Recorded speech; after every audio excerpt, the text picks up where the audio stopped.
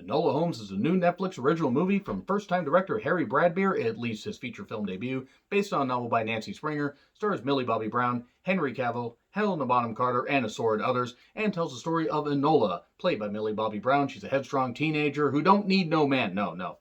She's actually the teenage sister of Sherlock Holmes, played by Henry. And there's also their brother, Mycroft, who kind of is a bit more set in the ways of like having a lady just, be the kind that just is a housewife and doesn't really think for herself.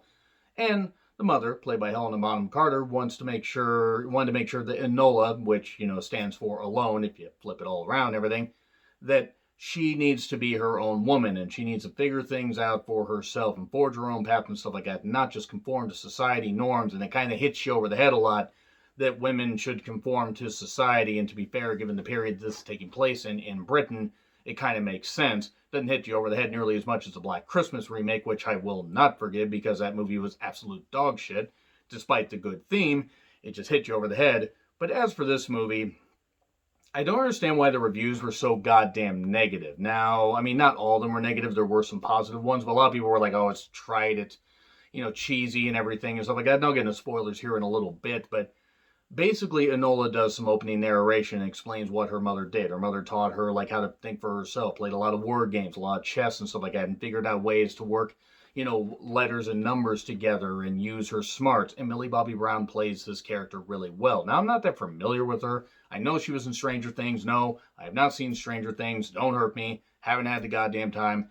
And quite frankly, just, I haven't had the ability to sit down and binge watch a TV show for a while. I usually can only do that with the occasional series on Netflix, and even then I gotta take a break. Like I tried to do that with The Haunting of Hill House, and I had to do it in like about 2 weeks when I watch a couple episodes a day.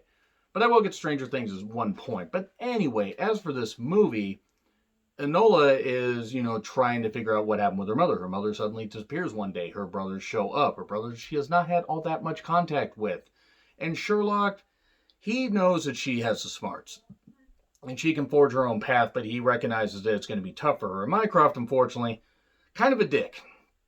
And this is where my criticism of the movie is going to come in. Now, one, I wasn't quite sure how to take the narration stuff where she's speaking directly to the camera, but again, this movie's not meant to be taken all that seriously. It's meant to be more fun, and I thought this movie's a lot more fun than it should have, or than I originally thought it would be.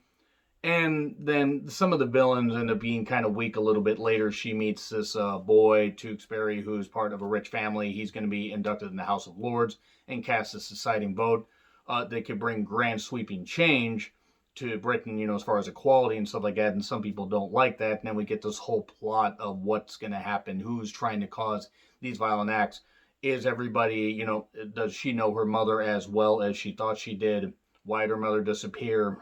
Does she really have feelings for this boy? Does this boy have feelings for her? Will we, be able to explain why Henry Cavill just sounds like he just doesn't give a shit during a lot of his scenes? I actually think he's a good actor. He just seems like he was kind of going through the motions here. Honestly, the movie is a lot of fun, and I think really got a bit of a bad rap for being trite and stuff like that. I'm not saying it's perfect, and I'm not saying it's a great movie. But as for something that, was fun, it was no doubt fun. Now, could have had a few minutes trimmed off of it? Sure. I don't know if it needed to be 2 hours. They could have cut it down to an hour and 40 minutes. But that being said, from a first-time director, it kind of reminded me of the Three Musketeers live-action remake that, is supposed to be the animated remake. But the live-action version that they did back in, I think, 2011, 2012, which I didn't mind. I didn't think it was all that bad. I mean, I'm not saying it was great, and I understand why people didn't like it. But at least it kept up the pace and it had some fun with it. So I gotta say that it actually was pretty fun overall, even as things do get predictable and the villains are kind of weak. The writing's actually pretty solid and the acting is really good. So yeah, I'm gonna get into spoilers here just very, very briefly. There isn't a lot to spoil, but that's your warning. Not a bad movie, definitely worth watching. But anyway, 3, 2, 1, and we're gonna go right here. So we are in spoiler territory. So Enola basically finds out that her mother is part of some secret society that may be trying to bring about change in their own way. She even finds this room full of explosives in a house in London, and it turns out that her mother may have had something to do with it. Also, this character Tewksbury is escaping because it turns out that there's this hit put out on him. This man in a brown hat, played by Bern Gorman, who I've seen in other movies, and he's actually pretty good. But some characters aren't fleshed out in this. and he's just there as a hitman. He just occasionally shows up. He's kind of like not the nemesis, but he's kind of like he's kind of like a Resident Evil character where he just suddenly shows up. Mr. X, that was a character, right? The one character just kept running down the hall, the invincible one that could only go into certain rooms. He kind of reminded me of that for some reason. Had a silly hat and everything.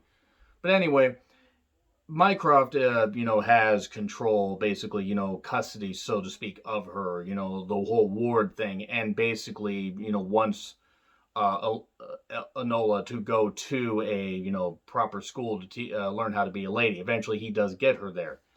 Enola and this character, Tewksbury, do get together. They do, they have a good rapport, even though she's headstrong and he's, going to cast this deciding vote and stuff like that. But obviously they have to come to where, they have an understanding and everything, even though they're the unlikeliest, and eventually they'll get together and it'll be all happy sunshine and rainbows. The thing about this movie, though, is it's very obvious who the villains are. Like, you can tell pretty much right from the beginning, or when you first meet these characters, who it's going to be. It turns out to be the old woman of the household that caused, this whole thing, put out the hit, because she wants to keep the thing in line, everything in line when it comes to the old Britain instead of trying to go to a new Britain.